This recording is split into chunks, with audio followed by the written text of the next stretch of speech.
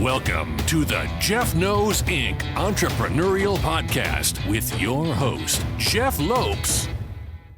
Jeff has over 2 decades experience as a serial entrepreneur, building brands like Kimura from his home basement to a multi-million-dollar global brand that has sold over 250,000 pairs of boxing gloves. Jeff's here to educate, guide, and drive you on the process of bringing your ideas and dreams to reality with the inspiring stories from some of the top business minds. Welcome to episode 128 of the Jeff Knows Inc. podcast. I'm your host, Jeff Lopes. Super excited to have on today Ian Prunker. Ian is a serial entrepreneur and the author of ByProduct book. Great conversation, tons of lessons. Sit back, everyone, and enjoy. We are live on the Jeff Knows Inc. podcast. I'm your host, Jeff Lopes. Super excited to have on today a good friend of ours, Ian Prunker. What is up, brother? Hey, Jeff, excited to be here with you. Always a joy to spend a little bit of time with you and your audience. Yeah, it's going to be a fun conversation today. I met Ian a few months back. I was on his podcast. We built a little friendship, and I love what he's doing. He's actually, through the summer, living in Michigan, which is a rock throw away from Toronto, Canada. So I'm an honorary Canadian. I'm an honorary Canadian. I have the A. We have Tim Hortons. We're good. Oh, that's awesome. That's awesome. I always start off our podcast essentially knowing what you're currently doing, and then we move on from there. We're going to switch it up. I want to hear Ian growing up. Where'd you grow up? How many siblings? A big part of you is obviously the ministry, and that was a kind of a shift in your life. Let's start that journey from you growing up and how that all processed into the ministry and then where it took you into your business world. Yeah. So it's an interesting story. I grew up in Royal Oak, Michigan, which is a little town outside of Detroit. And when I grew up there, it was not as trendy as it is today. Today, they're knocking down all the little teeny homes and building up big ones, but it was just a normal blue collar town when I went there. I have one sister. She's 3 years younger than me. And my mom and dad are just incredible people. They raised us with a lot of love and a lot of the right thinking and a lot of the right priorities. But my dad actually immigrated here from the Czech Republic. He escaped and got political asylum here during the middle of the Cold War. The Russians actually annexed at that time what was Czechoslovakia. It's now the Czech Republic. Yeah. And he was 16 years old. And the night the Russian tanks rolled into their town, they packed up all their stuff, told nobody, took a train to Vienna for a vacation and never returned. And they got political asylum in the United States. And he started working midnights as a pastry chef, learned the language, finished off school. And he met my mom at that job. And he worked midnights our entire life so that he could be home for us when we got home from school. And they were just wonderful people, a lot of sacrifices to give us a chance. We didn't really have much. They still live in the same 900 square foot house we grew up in. But we had a lot of love and we had a lot of family. And so that's sort of my upbringing. And so I grew up sort of in that environment. We didn't have a lot of money. It's my wife always jokes like, you would get socks and oranges for Christmas, like our first Christmas together, I was putting oranges and bananas in her stockings. And she was like, "What are you doing?" I'm like, "That's what goes in stockings, right?" She's like, "No, presents go in stockings." I'm like, "Well, in my house, I got bananas and apples. And if I was lucky, socks in my stockings." So that's sort of where we grew up. We didn't have a lot, but I never felt like I didn't have a lot. Yeah. And so I loved music and I just became an avid musician. I love playing music. And so I actually started teaching music lessons and playing in bands. And that's how I put myself through school. And I actually ended up getting involved full-time in the ministry as a music director for a pretty large local church. And I would run, it was basically rock music, right? Like big stage, sound system lights. And it was a lot of fun, right? And if you know people who are musicians, if we can make enough money to survive playing music, you're happy. The happiest people in the world. I mean, it was good, right? It was good. I had one problem. Her name was Jessica, and she had taste that was beyond the church musician lifestyle, right? And so I was hustling on the side, trying to do things to make extra money. We were not making very much. I was making 30 grand a year. at the church, which was not a lot of money in that area. And so because I was only making that at the church, I was teaching music lessons and playing in bands and singing at weddings and running sound for groups that would come in and whatever I could do. And in the summer of 2006, Jess and I were both working at the church. We were newly married. Her love language is quality time, right? I'm working 3 jobs. We're never seeing each other. She's stressed out. It's not going well. And, we got hired in at 30 grand at the church. We were supposed to go to 40 grand. They were in the middle of a building project. We were going to get you there in the next year. And I get called into my boss's office. And I'm walking by her and I'm like, they've seen all my extra work. I'm getting that raise right now, right? I'm getting it early, right? I'm like, we're going to Applebee's tonight, 2 for $20, right? Okay.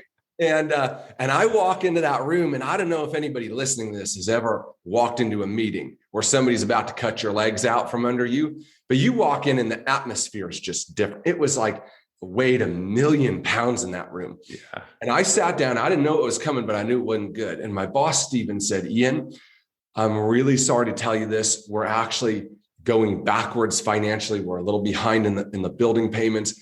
And effective today, we're cutting all staff by 10% in your pay. We're not sure if and when we're going to be able to make it up. I'm very, very sorry. And I'm like, hey, I came here at this. You told me I was going to be here, and we're going backwards. And it felt like I got punched in the stomach, right? Because Jeff, we spent our first wedding anniversary, Jess and I, as a pirate and a princess in a kids' vacation Bible school play. That's how involved we were, right? Like when you work in the ministry, there's no line between employment and serving, right? And so you're there all the time. And I was like, it wasn't good. And we were on thin ice financially, right? And we went home, we did the bills. And for the first time in my life, I was financially scared. We were going to be negative. I did not have enough money to pay my car payment that month. And so my radar went up for I was making 30, that 10% pay cut was $3 grand, $250 a month. And I started thinking, how do I make an extra $250 a month? I don't want a 4th job. And my best idea was I was going to be a night manager at Rite Aid. Do you guys have Rite Aids where you are? It's like a convenience store. Yeah. Okay. Yeah. So I was going to work there for $14.55 an hour. And I was going to work 3 midnights a week. And that's how I was going to make it up. And I'm like, here, I'm 21 years old. I'm newly married. I never see my wife. I'm broke as a joke. I'm trading 100 hours a week for that privilege of being broke. Right. And I'm like, there's got to be a better way. And about a month goes by and my boss, Steven, comes to me and he says, Ian, are you still looking to make extra money? And I'm like, Steven, with all due respect, since you are my boss, you see what you pay me here, right? That is the dumbest question anybody's ever asked me. Of course, I'm looking to make extra money, right? And he says this, he says, there's this guy that goes to the church here. He does this thing. That's what he called it. He says, he does this thing and you could do it part-time and you'd probably be good at it. You should go talk to him. Sounds sketchy right off the bat. That was real sketchy, right? But here's the deal. So my boss and I had a really good relationship. Even though he cut my pay, we were very close. And he was like one of the smartest guys I ever met. Yeah. He was 22. He's a year older than me. He was running a huge nonprofit with the church. He had bought and sold a couple of companies. Like this guy was super smart. And I'm like, if he thinks it's good, I'll listen. And so I called the guy up and I'm like, hey, you don't know me. I don't know you. My boss said you might have an opportunity. He says, sure, come by my house, right?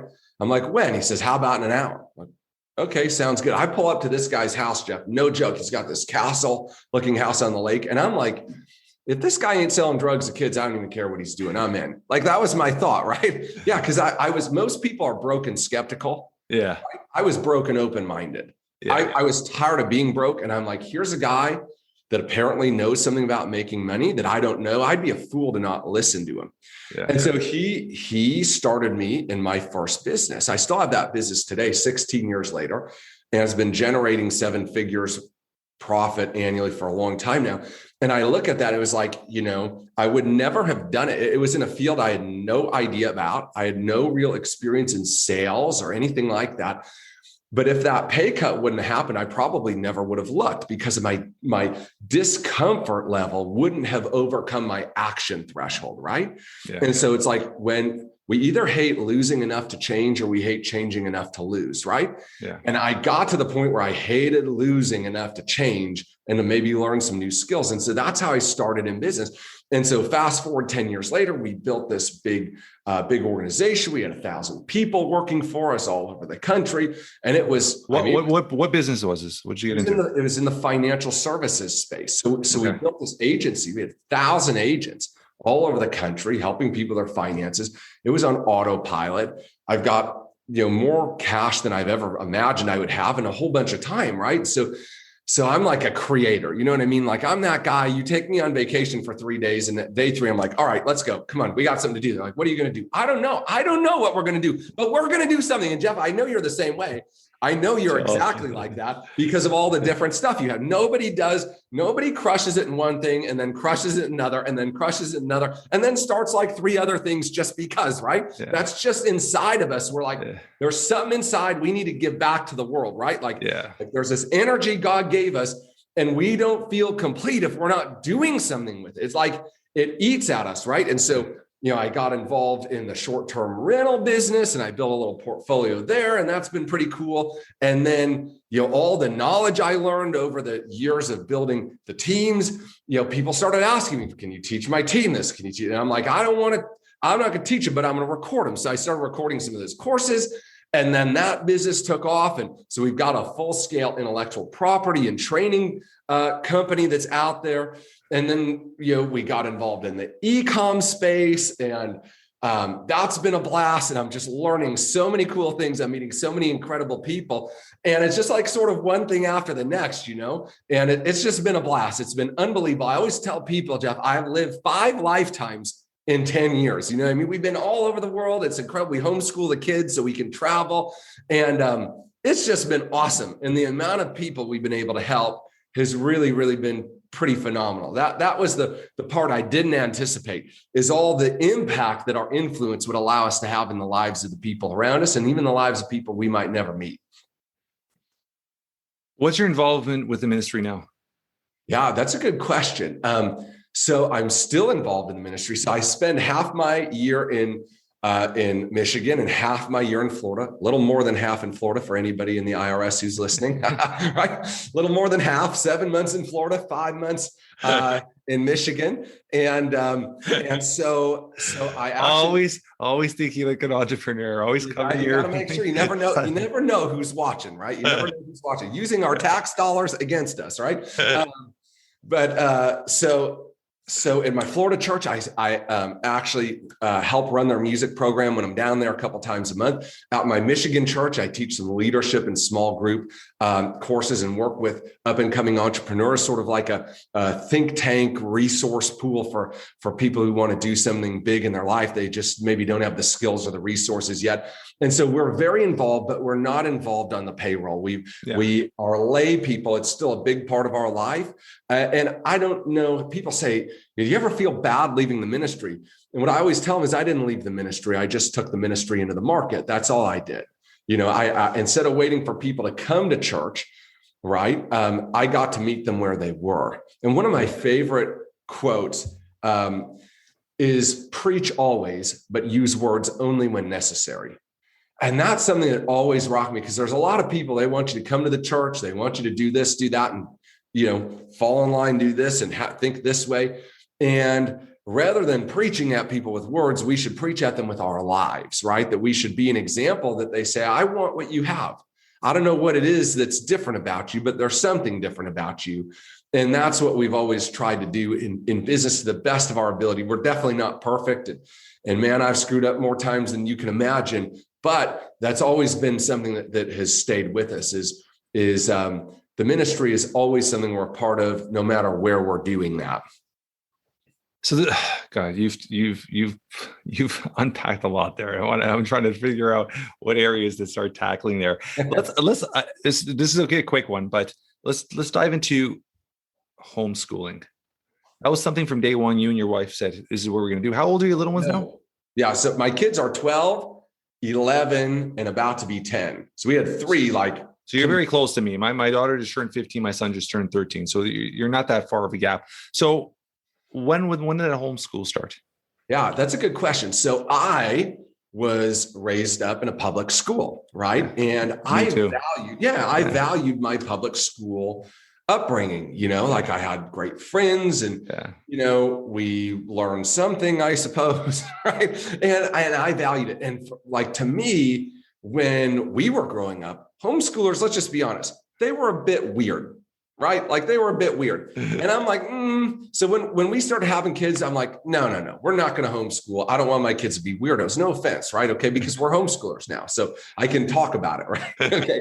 And I think 2020 made a lot of people homeschoolers. Yeah. I always tell people, Jeff, we're the OG of homeschooling. We were homeschooling before the government forced it upon us, right? Right. So anyways, So we decided we were going to put the kids in private school. So they were in a private Christian school, kindergarten, first grade, my oldest. And we just love traveling. We hate the cold. So at that point, our businesses were sort of on autopilot. And so we decided we were going to start wintering in Florida. And so we missed 42 school days by being down south. And the school refused to grade our daughter. And we're like, no, just give us the work. We'll do it. We'll do the work with her. Like, no, you can't do that. I'm like, you should be thankful. It's like a paid vacation for your teacher. I'm still paying the tuition. You just got one less person to grade or teach. Like that's y'all should try piloting this program as a new model. Right? Like, and they weren't having it. Oh my gosh. It was like they lost their mind. And one of my mentors, Jeff, told me something that was so brilliant. He said, never let schooling get in the way of a good education. I love that. And I thought he was the smartest man in the world till I read that in a Mark Twain book from 100 years earlier, right? I'm like, dang, he didn't quote that, right? He just snatched that one like it was his, right? He's like, woo, was dropping like Salt Bay, right? But that one statement changed my mind about how I look. Never let schooling get in the way of a good education, because those two things aren't the same. It's like never let church get in the way of your relationship with God, because church and God are not the same. And schooling and education are not the same. You can be very, very well educated without the institution of school. And so we decided, well, we probably can't screw them up too bad at first grade. Let's give it a shot. And my wife, God bless her. I mean, listen, all the homeschooling moms, some of the homeschooling dads out there, y'all are the real heroes, right? Because to spend all day with those little kids sometimes, right? I mean, it can be tough, right? It can be tough. There's a lot of tears and there's a lot of joy, but we wouldn't trade it for the world, because they're like best friends, our kids, and they've traveled the world. Instead of learning about the volcano and the igneous rock, they get to climb the crater, right, in Hawaii, and watch the magma coming up a week before it erupts, right? I mean, they get to go and live in the cultures that they study about. They have businesses to earn their own money instead of learning about business. And so it's really been a pretty phenomenal thing. We've loved every minute of it, wink, wink, right? Yeah. Okay, except for the tough stuff. And so we've been doing it. This is our 8th year now, and we wouldn't change anything. That's awesome. That's awesome. So yeah, there's so many gems in that, right? Because I'm a strong believer in our, especially when the kids get to high school, our educational system is so messed up. I mean, the things they're taught, and I'm seeing my daughter in grade 9 right now, the things they're taught, I mean, they're useless for the real world. Yeah. Oh, absolutely. And I see that. And I always tell people, and this is something I'm very, very, very strict on, and something I talk about on a regular basis, is there's 3 things in our educational system that if they were to apply and put into our system, and I think we talked about it before, like our kids will come out as leaders as simply as public speaking, networking, and sales. If you put those 3 things from day one, teaching your kids, they're going to be so much better leaders, better CEOs, better higher income jobs, more entrepreneurs. But in general, I what you're saying is, and it's something I'm strongly believe, because I do that with our kids. We put them out. We're always doing family adventures. We're always teaching them on the outdoors. We're an very outdoor natured family, always traveling and stuff. And street smarts. When me and you grew up, it was street smarts. It's being able to understand and fend for yourself and really just learn from the real world. And that's something a lot of parents don't take the time to do nowadays. Yeah. And kids get in the real world. There's nothing like street smart, especially as an entrepreneur, knowing how to navigate your way in a room or navigate your way through a situation. And those are things you just get from experience, being around the right people, right? So I love what you're doing, man, because I think it's something I'm very passionate about. My kids are in school, but we do the other half of it very much. Yeah. And I'm always teaching my kids lessons. My kids are 13 and 15, and I talk about this all the time. They both cook, they both clean, they both do laundry. Life lessons. You have to do that. You have to, Ian, because a lot of parents, they constantly, I was on a podcast the other day, and she described it perfectly. And it's a saying that apparently a lot of people say now, I never heard of, but lawnmower parents. They're cutting the grass and putting a smooth path for their kids all the time. They're always walking ahead of them. And you can't be like that as parents, man. That's just, So I appreciate that. Have failure to launch, right? Like they're 25, 30, 35, still living at home, waiting for life to begin. It's like, whoa, like, wait a second here. You're like 20 years behind, my man, right? Yeah. And it's like, you can calculate the angle of the isosceles triangle, because that's obviously useful for daily application, but money, taxes, sales, relationship building, networking, we don't need any of those. Back to the triangles. It's like, what? Why? Like, how many times have you calculated the angle of a triangle? You're triangulating your space on the globe. It's like, what is the purpose of this, right? But the education system isn't built to breed leaders. It's built not at all. 100%. ByProduct. Where did that come from? The book, how did that, even the name? I mean, I love the name because it makes you think. Where did the name come from? Let's start with that. Yeah, that's a good question. So the book itself was a byproduct, right? So a lot of people decide, I'm going to write a book, and that's going to be my product, the book. The book for me was a byproduct of 15 years of grinding it out in the real world and learning what worked and what didn't work, right? And so the book itself is a byproduct. And the truth is, we're all living in a byproduct. Like right now, Jeff, you live in a byproduct. Your results, the quality of your health, your family, the richness of the relationships you have with them, your financial condition, those are all byproducts. They're what you got from what you put into the mix, right? And so most people don't think that way, right? They're not thinking about like, hey, what am I putting in here that's getting me what I got? They're just thinking, I don't like what I have. How do I change what I have? And what they're focused on the outcomes. But the outcomes are the product of the inputs. And if we won't change the input, ultimately we won't change the result. And so I watched for 15 years, I worked with tens of thousands of people who wanted to change their life, who wanted to make something for themselves, who wanted to change their financial condition, who were good people. They were motivated. They had the potential to do something good. And I watched a vast majority of them not materialize that which they said they wanted. And then I watched some people that had everything against them in life. Wrong background, wrong, nationality, wrong parental upbringing, wrong everything. And yet somehow they were able to overcome those things and create massive success. And I just began to study that. What causes some people to win big and some people not to win at all?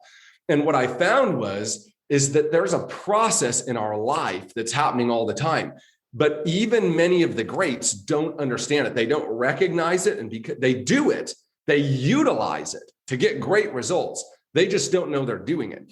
The problem with that is they can't teach those results to other people. And what I found is there was a process that was happening over and over and over again in people's lives. And if they could recognize it and then direct it, they could literally create anything they want. They go from making 27 grand a year to making that every week or every day or every hour if they wanted to. They could change the quality of their relationships.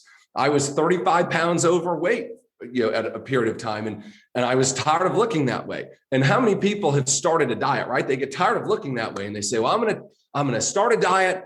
And so, they're eating bacon gristle and kale, right? Because that's the new fad. And then they join, the gym where they throw tires around and they beat each other up and they jump off of jungle gym bars. And they're like, it's like, oh, I'm going to change, right? And they do for a bit. They change for a week or a month, but eventually they go back to what? To who they were. And that just intrigued me. Why is it so hard for so many people to change because they do want the change. They'll even start the process of change, and yet they don't change permanently. And what I found was an idea I called T-BAR. And T-BAR is an acronym that outlines this process. It says thoughts, beliefs, actions, results. Thoughts, beliefs, actions, results. Our thoughts, what we think about often enough, long enough, eventually move from the conscious realm of thought into the subconscious realm of belief. We accept it as true and we begin to operate on it, whether it's true or not. Our beliefs always dictate our actions, not sometimes, but always. Always, yeah. And our actions give us the result. And what I found, Jeff, is most people are out there trying to change their actions to change their life. And well, that sort of makes sense from an outsider perspective, because what you do is most closely connected to what you get, right? Like there's definitely no question there. The problem is what we do is not here by itself. It was not a decision consciously for most of us. It was the byproduct of a belief system. And so what happens when you go on the diet and you go to the gym and then you fall off is you changed your behavior without changing the belief. And so the belief that allowed you to be 35 pounds overweight and not really worry about what you were eating and eat McDonald's and all these things all the time, that belief system was still there. I just covered it with a new action. But eventually, over time, my willpower succumbs to my operating system. My conscious decision succumbs to my unconscious, subconscious decision-making through our belief system. That makes sense to you? Oh, and so what I found was if we wouldn't go back and change our thinking and beliefs, we'd ultimately be doomed to end up right where we are. And so thoughts becoming beliefs, becoming actions, becoming results, that's the byproduct. The result is the byproduct of the thinking, belief systems, and actions that have created it. If we want to change the fruit, we've got to change the root. And that's the heavy lifting. It's easy to start a fad diet. It's hard to look in the mirror and say, why don't I value myself enough to treat my body with the respect it deserves? Because that's a can that's going to take us way back, right? And for some people, into some pretty substantial amounts of pain and trauma. But if we don't deal with it now, we'll be dealing with it forever, right? And so what I learned was we could create virtually any outcome we wanted. I did it myself. I watched all these other people do it. Whatever we wanted, if we could create the thinking and the beliefs that would create that result is the byproduct. And so if we change our thinking, change our beliefs, our actions and our results will change automatically. Think about it like this.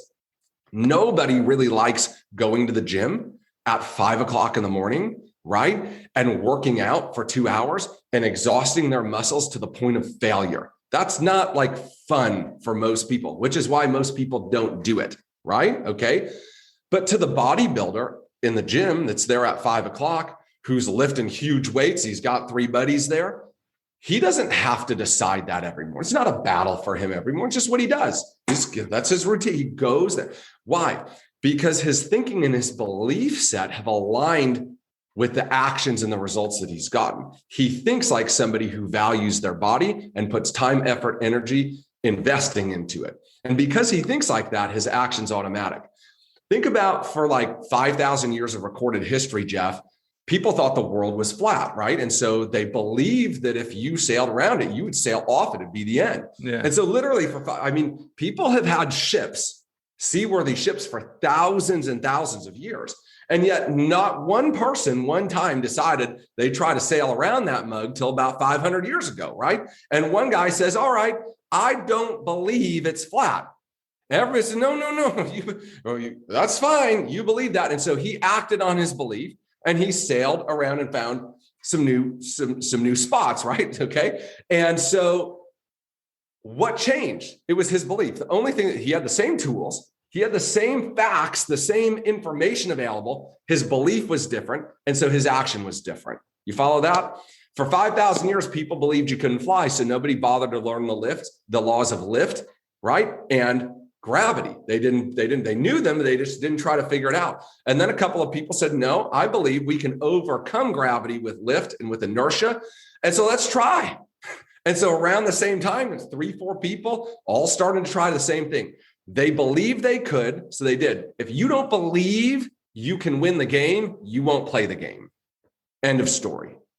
And so most people aren't working on their beliefs. They want a new phrase to say. They want a new software. They want a new algorithm hack. They want an action they can do, not a person they can be.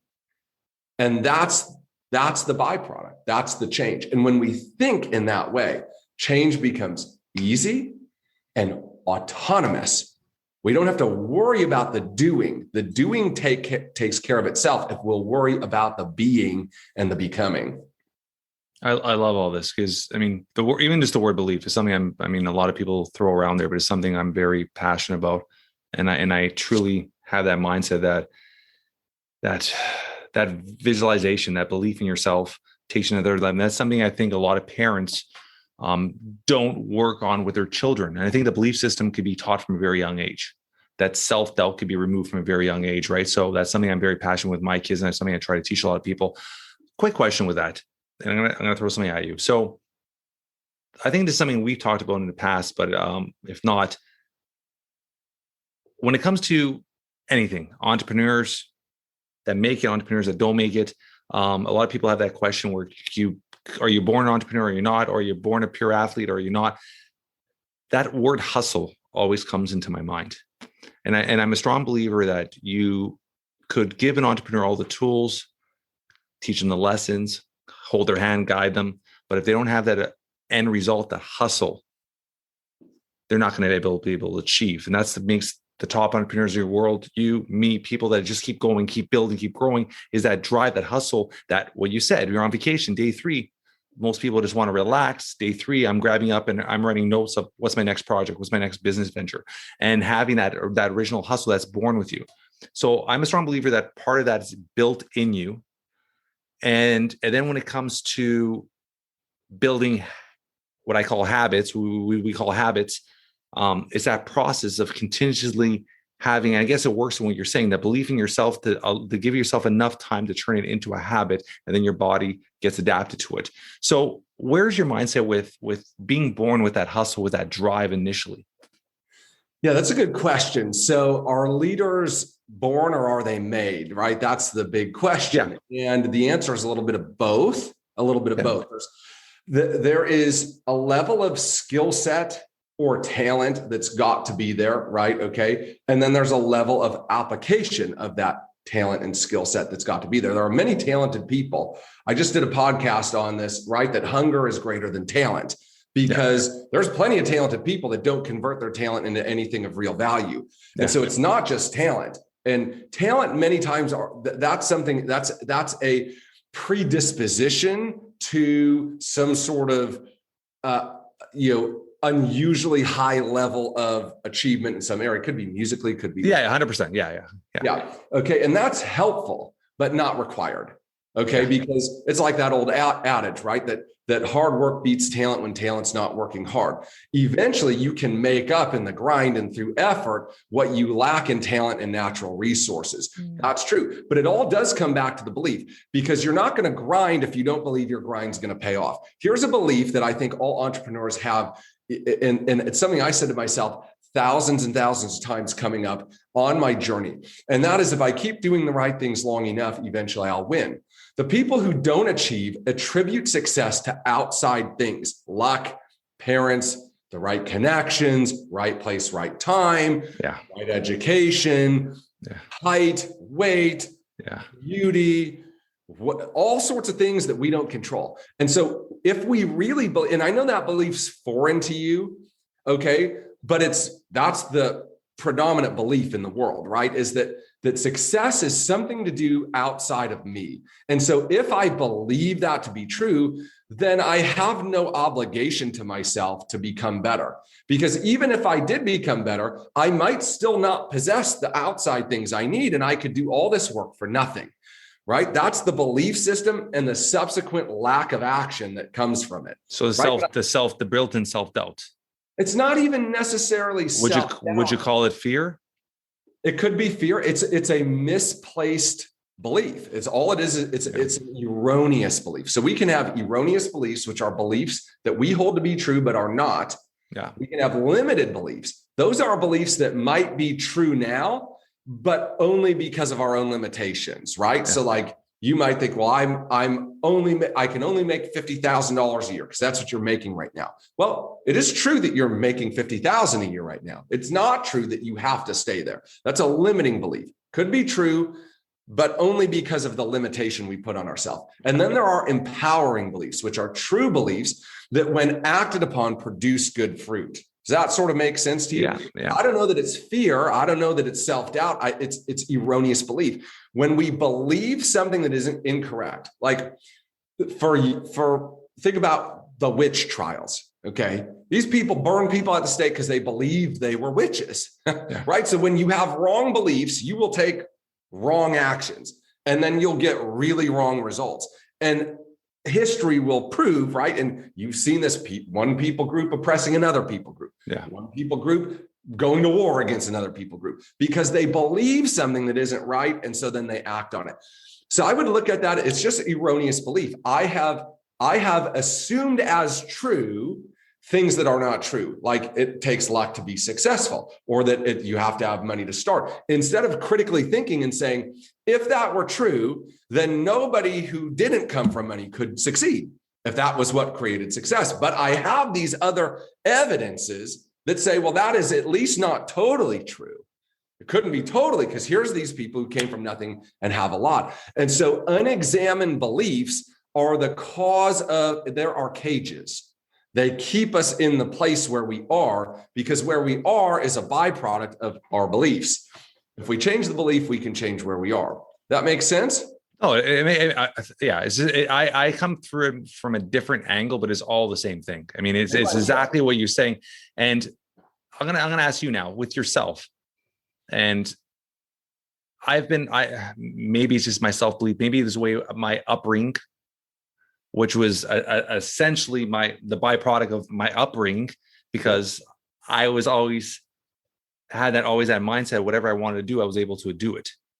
And I had that mindset even as a kid, where if I said I was going to do something, it had to be done. And then as an adult, I've continued that pattern, right? So you seem very much the same way. So when did you ever have that self? And obviously you went through your story when you're in the ministry and making $30,000 a year. But once you started your career as an entrepreneur and started in the financial world and all that, was there ever moments of that self-doubt or that self-belief in you? There was? Sure. How did you overcome it? Did you have somebody else help you with this, or you did it yourself? It's a good question. I probably wanted to quit in business hundreds of times in the early years, right? Yeah. And I wondered if I was good enough to keep it moving, if I could sustain it, if I'd ever get to where I wanted to be. So those things are there, right? And I think those are real in everybody's life. And anybody that tells you otherwise probably is not telling you the truth, because at some point, we come to the edge of our own capabilities, and we are right to doubt our capability to move beyond what we've done before, because we've never been there. We don't really know. Yeah. But what you're describing is that you had this belief that if you stuck to something long enough, studied it hard enough, and learned the things there were to learn about it, that you could grow. Think about a baby. Okay. A baby falls down statistically 1,000 times before it learns how to walk. Have you ever seen a full-grown adult who's able-bodied but just sliding along the ground like a slug? And you say, what happened? He said, well, walking just wasn't for me. It was just tough. I just didn't know if I could do it. I just never learned, right? They just keep falling down over and over until eventually one day their legs and their spine is strong enough to carry them where they couldn't go before. And just like a baby grows strength to do what it couldn't do before, so you and I grow strength to do what we couldn't do before. And so that's the belief that you hold, and also the belief that I hold. I believe that if you give me enough time and access to the right resources, that I could learn just about anything I needed to learn, maybe not to be an expert, but proficient, right? And that goes back to like Dr. Carol Dweck in the book Mindset, right? Yes. Growth mindset. Growth mindset says, I'm capable of learning and growing because that's all I've ever done. And so remember bad beliefs, right? Erroneous beliefs. Every person listening to this, at some point, think about whatever you're doing for a career now. At some point, you weren't any good at it. And at some point, you never even considered it. And yet you showed up, somebody who knew more than you taught you, you put in time, effort, and energy, and you went from bad to okay, to good, to great, to maybe an expert or even excellent, right? And you learned that. And that learning is a process. It's actually a system of learning. And so if you can do that with thing A, you can also do that with things B, C, and D, right? That's the truth. That's the truth. Yeah. But many of us say, well, I tried that. I wasn't any good at it. Okay, that's fine. I tried a lot of things I'm not very good at. But if I want to get good, if you want to get good and you're willing to learn and apply yourself, put in the time and effort, you will improve. You may never be great, but you will be better than you are now. And that's a belief that you hold. Yeah, and I hold that too. It's the process too. I think a lot of people don't, and I stress this all the time, Ian, is enjoy the process. I think people have these expectations of just everything happening or given to them so quickly that they don't learn to enjoy the process, and they don't play the long haul. They don't play the long game. And even myself, when I set a goal or set a new business or set anything, I'm looking always at the long game, and I look at the complete domino effect. Day by day, you're getting closer to the long haul. And as long as you can learn how to play the long game and enjoy the process, there's going to be ups, there's going to be downs. There's going to be tons of losses, tons of wins. As long as you have more wins at the end of the day than the losses, the long haul, you're going to get to where you want to get to. Yeah. Where's your mindset? And then we're going to get off this topic, but where's your mindset with individuals that I'm going to throw this out there? A Tony Robbins, they go to a Tony Robbins event for a 3-day event. They're 5,000 people in the audience. They're all throwing their hands up. They're all encouraged and motivated, and they're going to take on the world. And I would say 95, maybe more % of them go home, and 3-4 days later, just like you said, that belief disappears, that aura, that energy of that room disappears, and they get back to their own world and everything falls back into their place. What's your mindset with something like that? Yeah, simple. Internal victories will always precede external ones. Okay. And so when you put yourself in an environment, so I've never been to a Tony Robbins event. Okay. So I can't, me neither. Yeah. But I can't really speak, but I understand what you're saying. They go to a conference, they take a course, they get a coach, and they're fired up. They're emotionally engaged, and emotional engagement is important in building new beliefs. And we don't have time to go in it now, but in my book, I talk about that. And I talk about it in the course that I did on the book about how to supercharge new beliefs, right? How to take a belief you've had for 30 years and change it in 30 minutes. And emotion is part of that. The problem is most people are in emotion for emotion's sake. They're in an emotional state because it makes them feel good and it gets them excited. They're not using that emotional state to change their belief system. And so internal victories always precede external ones. Going somewhere is an external thing. Being surrounded by the influence of others is also external. Getting your energy levels up by what's around you and what you're experiencing, also external. And many people are looking for external solutions to internal problems. And that's never going to work, right? Because what's inside comes out eventually. And so we've got to do the inner work, and the outer work is automatic. One of the truths I love, Jeff, is it's no harder for a winner to win than a loser to lose. Winners win and losers lose. And it's about the same amount of emotional effort. And your losers are doing something every day.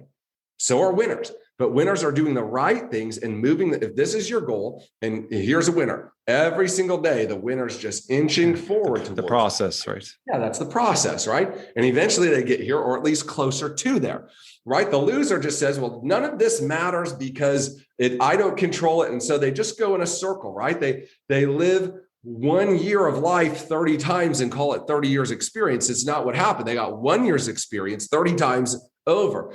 And so learning how to have those internal victories is where the external ones come from.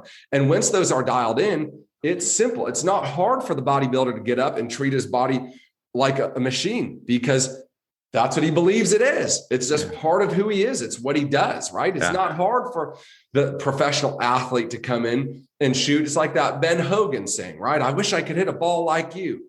And he's got bloody hands. He says, well, I hit 1,000 balls before lunch and 1,000 balls after lunch. Right? Are you willing to do that? Well, no, sir. Then you'll never hit a ball like me. Right? But to him, that's just part of the game. That's what he's doing. He believes he can be the greatest. And so it never felt like work to me. It probably didn't feel like work to you either. But we worked circles around people. Other people would say it was a grind. We would say it was a passion. Yeah. Because the work was the necessary bridge between my current reality and my desired reality. There is no other way there. So why not enjoy it? Like you're talking about, why not find the best in it? Right. And one of the things I love telling people about the process is learn to be patiently impatient, patient with the process and impatient with yourself to do everything in your capacity to grow. And most people, Jeff, live backwards. They're patient with that. They'll be there tomorrow. They'll start next week. They're real patient with themselves and then demanding of the process. I showed up. I'm not a millionaire yet. I've been here 3 hours. Yeah. This doesn't work. Right? I'm going to go say this is a scam on the internet. Right. Yeah. Right. So it's backwards to most people. Right. I love it. You've added some good value here. I'm going to ask you 2 more questions. Family. What do your children mean to you? What does it mean to be a dad? Oh my gosh, my goodness. So I think it's probably the most important job we have, right? Because that's our legacy. Our legacy carries on through our kids. And to me, it's just, there's so many layers of reward there, but just being able to be there with them and just being able to grow them up and to teach them in the way they should go and to be able to spend that time. Like I look back and it's like my 12-year-old is about to be 13 in July. It's like, yeah. You were a baby. Yeah. So we're talking about the other day. My daughter's turned 15. Where did it go? It's crazy. So life's flying. And ultimately, all we're going to have at the end of the day is the memories we make and the impact that we leave. Right. And so I think there's very few things on this planet that are more important than what you leave in your kids, not necessarily what you leave to them, but it's what you leave in them. 100%. It matters. And so we just, parenting is one of those things in school they don't prepare you for. Hey, here's a kid, here's money, figure it out, good luck. Right. And then they wonder why everybody's broke and divorced. And it's like, well, you could have had like a class, just one on like the major things in life, so I think kids, the flip side of that is I also have run my life in a non-kid centric manner. And so in my belief system, God, spouse, children. And there are many people who make children their God, or many people who put their children above their spouse. And that I think is probably not the right way to do it. And the reason why is when you do that, right, and things are out of order, you have no true north. And one day you're going to need a true north. Because if you're the standard, then you're always right. And that's a pretty narcissistic and limited way to live, right? Okay. Also, you see people who put their kids in front of their spouses and the spousal relationships deteriorate, and then those relationships break apart. And what you're doing is you're actually damaging the children that you thought you were putting first. And you're teaching them about creating dysfunctional relationships and how to have wrong priorities. Modeling when it comes to kids is very, very important.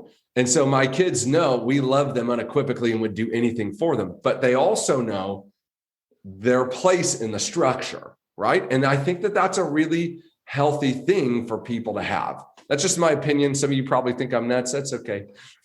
That's your right. I love it. Last thing I'm going to ask you today, kind of like a living eulogy. If something were to happen to you today in a few words, how would you want to be remembered or described by your loved ones? Oh my goodness. I think somebody asked me this before, and I said the one word I think they would describe me as is committed. He was committed. He was committed to his family. He was committed to his kids. He was committed to his dreams. He was committed to his teams. He was committed to his vision. He was committed to the cause. And so to me, that's what I hope I'd be remembered by, is that when things were good or when things were bad, you'd find Ian doing what he does.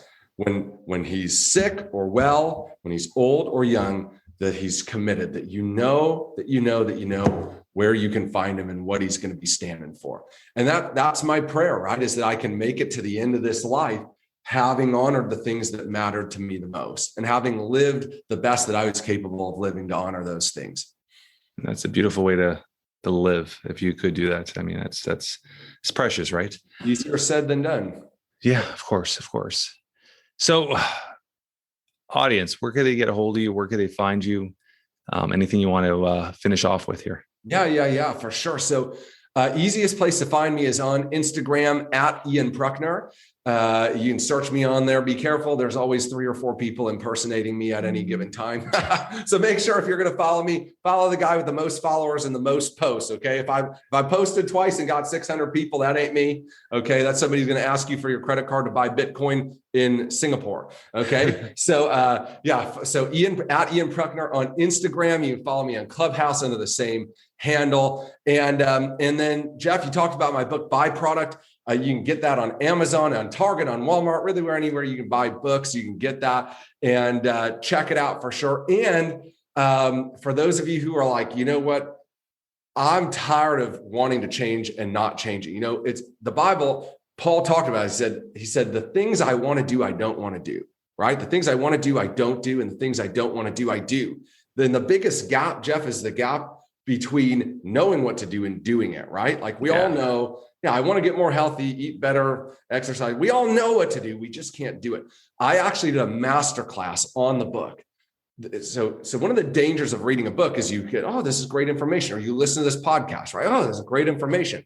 And then you don't apply it. So it actually doesn't enrich your life at all, right? And so I recorded a course on the book, Jeff, that's a 9-hour masterclass intensive 50 exercises, a workbook to actually teach you the processes of creating sustainable change in your life. And so if that's something you guys are interested in, you follow me on Instagram and you can just DM me the word course and I will send you my personal discount link on that. So don't buy it out there online. That's for all the people who find me randomly, not for buddies, right? So just send me a DM course. I'll send it over to you. And I know it will help you like it helped me.